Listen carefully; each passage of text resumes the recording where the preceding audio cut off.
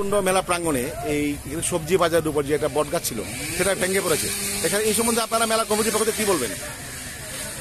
আমরা তো হঠাৎ করে এই বিভৎস ঘটনা ঘটছে, কিন্তু আমরা যে মেলার এখানে যে আমরা জরুরি পরিষেবা না হঠাৎ ইয়ে আছে আপনার স্কাউটের লোক আছে একজন নাই, টিএসআরের একজন নাই, এখানে শুধু এসডিএমএ স্কাউটরা একদম সেকেন্ডের মধ্যে তারা খবর পাইছে এরা কাজ করতে, এছাড়া কোনো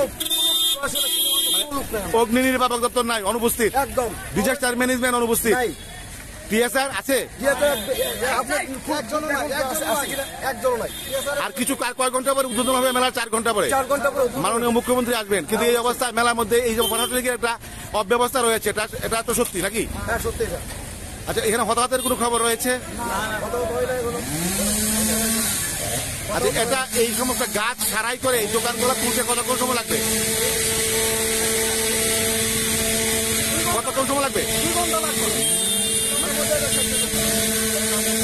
শেডের ভিতরে ছিলেন, কি হয়েছিল ঘটনাটা?